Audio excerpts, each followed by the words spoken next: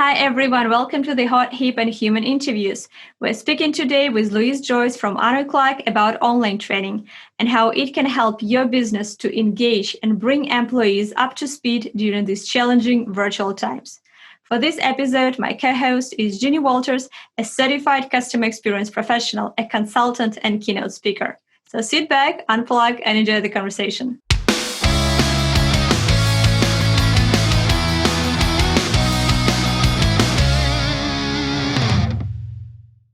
Hi, everyone. Welcome to the Hot, Hip and Human interviews by SAP Customer Experience, where we talk about what's hot in this hip format, keeping it genuine, unplugged, and human. My name is Svetlana, and I'm going to be your host today. In this episode, we will talk about the challenges that the automotive industry is facing during the COVID-19 and what impact it has on the business moving forward. We have the pleasure of welcoming Louise Joyce, Group Sales Training Manager at Arnold Clark, as our guest today. Louise has had an incredible career, 20 years in the automotive industry, with the last 8 years at Arnold Clark. Hello, Louise. Welcome to the show. Thank you. Pleasure to be here. We also have Jeannie Walters with us today. Jeannie is a certified customer experience professional, a consultant, and keynote speaker. Hi, Jeannie. Thanks for joining. I'm thrilled to be here. Thanks for having me. It's been a real challenge for the automotive industry, not being able to communicate with customers face-to-face anymore. And as for any physical goods business, it is a potential killer.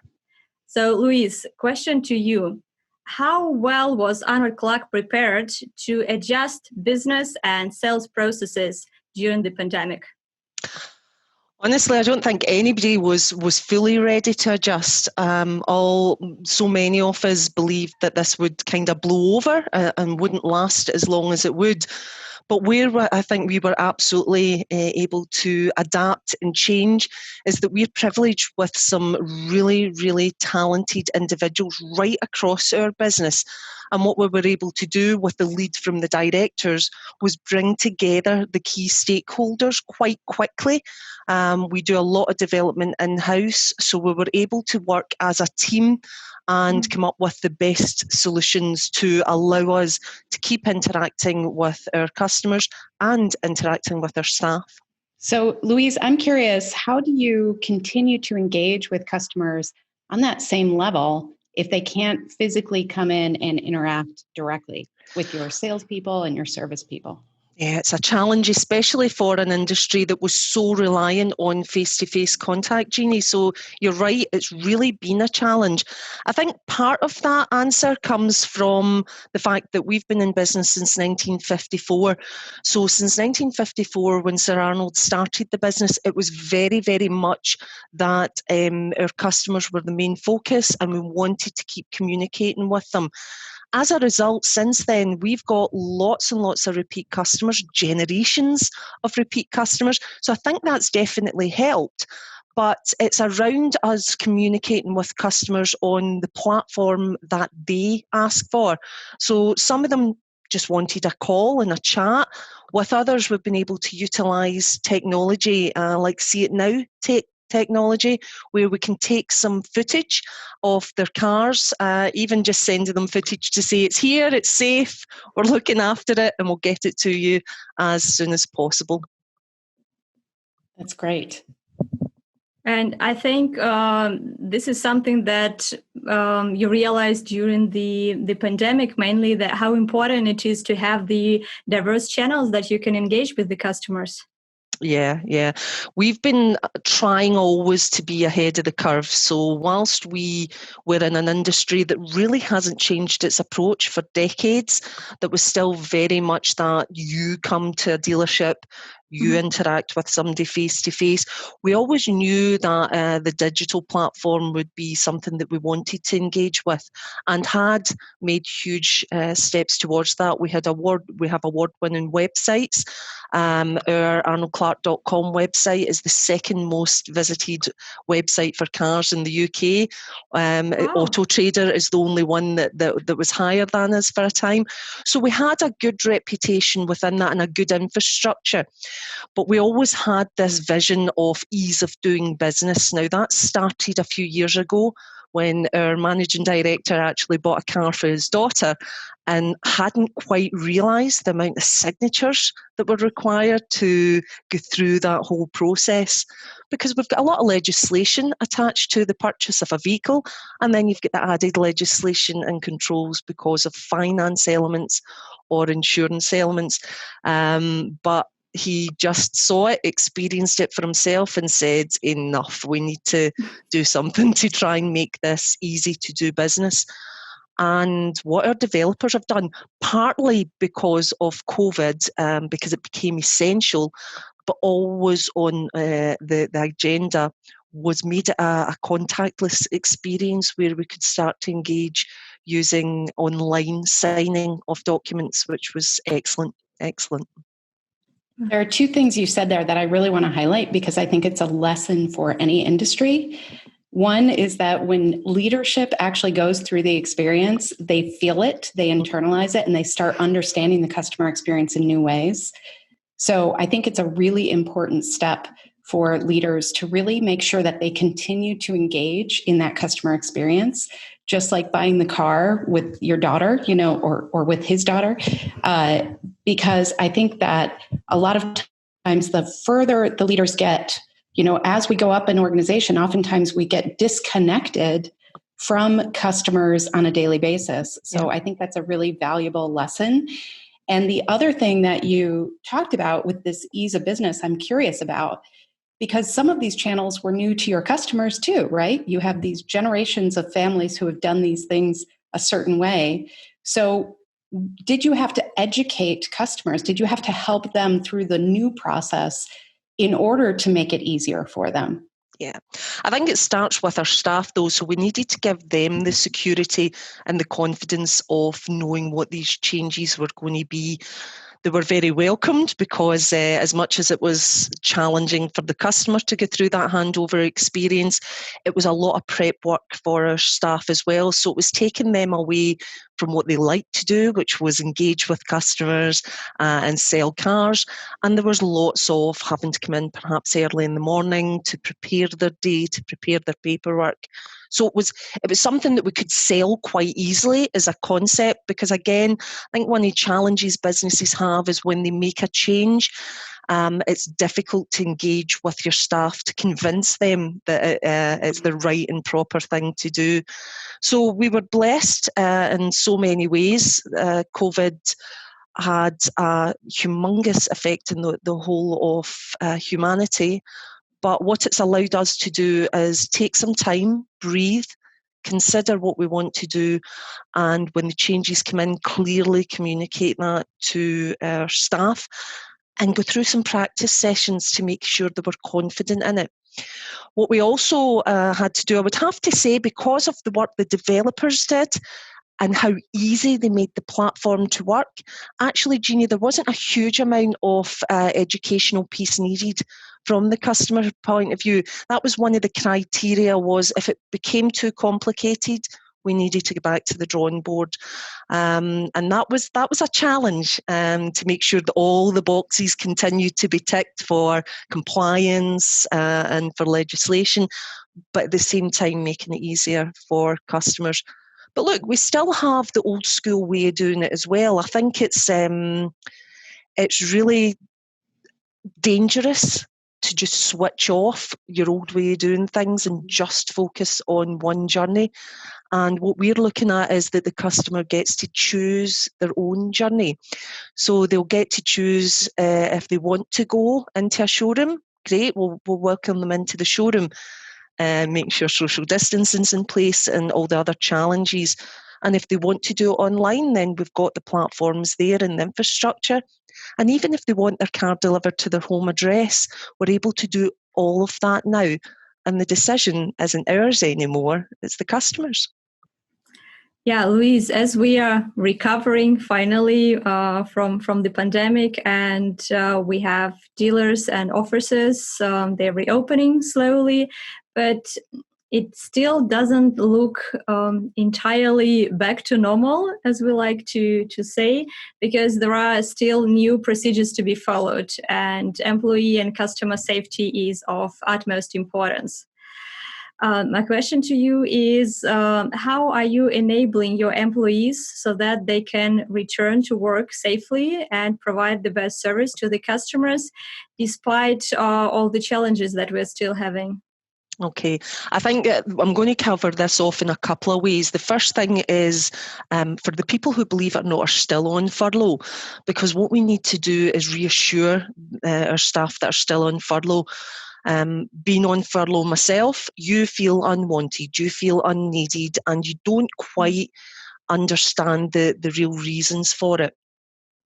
And we've wanted to keep that engagement open, and we've used the SAP Litmos platform for that. As much as we have our own developers and we build pretty much every platform in-house, SAP Litmos was our platform of choice for our e-learning system. Again, funnily enough, because they do the basics extremely well. They're constantly evolving, but the basics are there, and it's such an easy system to use. What that's allowed each of the departments within the business, so the sales function, the after sales function, and also our vehicle management function, it's allowed each of those platforms to engage directly with their own audience with a series of training videos and information videos to allow people in the comfort of their own home to start seeing what the world looks like when everybody starts coming out their caves again and starts engaging with the world. What I've loved, though, is how much the directors have wanted the safety of our staff and the safety of our customers to be paramount within that. So when we've been writing this content, because SAP Litmos is so easy to use, we can swap content out and in very easily. So what today looks like can then be changed for what next week or the week after looks like, so that when it becomes time for you to come back off of furlough and come back into the workplace, you're getting the most up-to-date message of how the dealerships looked. So that's done two things. So it's prepared our staff before they come in, and because of the reporting function within the platform, it's allowed our HR function to cross-reference. So you don't get back into work until you've prepared yourself with the social distancing elements, with the hand washing elements, with the PPE elements of it. So they can do all of that before they come back in. And then for people who are on furlough at the moment and don't have a return date yet, what's given them the hope and the reassurance that the business is still running, it's looking to the future and it's looking to improve. So that's how we've done it. It's difficult because when somebody's on furlough, you're really restricted with what you can do with them. Thankfully, though, training was one that was kept open, and because our platform can be accessed from anywhere, it was amazing. We weren't pushing the notifications to them, we weren't telling them new content was on, and yet they were going in and engaging with it. So that was excellent. That says a lot about your culture, too, that they are proactively really looking for ways to engage. And it sounds like training was such a great way to do that while they were on furlough. Yeah, it's a hard job because I think online training sometimes gets a bad name, and I have to say sometimes quite rightly. When you make something compulsory, you need to be careful. There needs to be the what's in it for me element to it. Now, sometimes that what's in it for me needs to be that it's a health and safety change, that it's essential that you know. But if you can package it up with a little bit of humour, we don't use actors or actresses, it's real people. And indeed, our current advertising campaign on the television came from footage that was used on the training videos. So we now have members of staff on national television, so that's good fun. And it's real people because, we've got 13,500 employees It's a lot of people to try and keep that family feeling with, and yet somehow we manage it. And I think that's testimony more to the culture that the directors have in place. Each one of them is accessible. They go around branches quite a lot. My team all go around branches quite a lot. So we're not just someone in a training facility. We're somebody that's shoulder to shoulder with them in the branch as well, albeit 2 metres away at the moment. And, I love the idea of making content really that's flexible and adaptable and that you can switch out. I'm curious, how do you make those decisions? Is that based on feedback from the people who are taking the training? Is it based on sometimes, I'm sure, the new rules around compliance and safety and things like that? But how do you get that feedback from learners to improve? So we have an email box that's set up specifically for the SAP Litmos platform. We call it ACE Learning, which stands for ACE being how good our training is, but also Arnold Clark Employee, and it also stands for Arnold Clark E-Learning.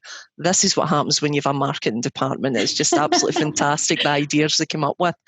So we have an email box set up that people can give us feedback through that. Mostly, though, it's around making it short, sharp, covering off different mediums. So there will be video content, there will be PDFs, there will be PowerPoints, there will be quizzes, and we try to kind of make it a mixture of all of them so that it keeps the learner engaged.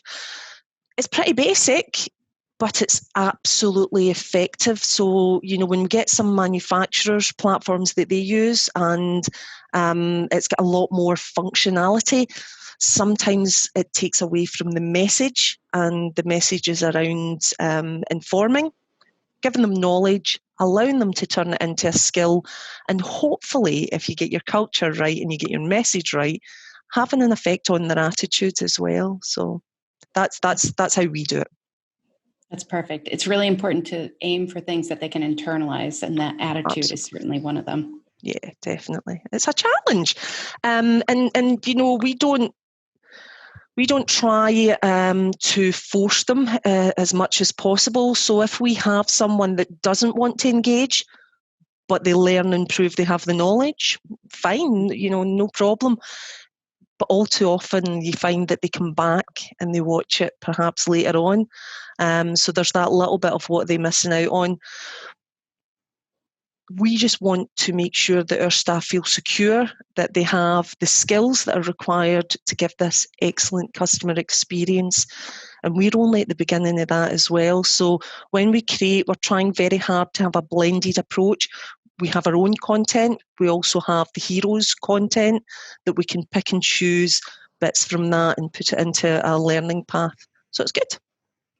All right. I think that's all we have time for today. Louise, I would love to thank you for such an amazing story of resilience, customer freedom, and innovation. We wish you and Arnold Clark all the very best. Thank you so much. Thank you. And Jeannie, thanks a lot for joining us as a co-host today and sharing your valuable insights into the world of customer experience. My pleasure. Thank you.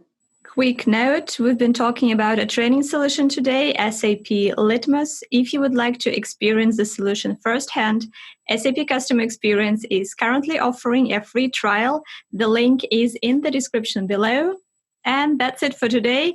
Stay tuned for more great topics to come. Be sure to subscribe to the channel so that you don't miss anything. Spread the word and let us know what you think using the hashtag HotHipHuman. Thanks for watching. Stay safe. Bye-bye.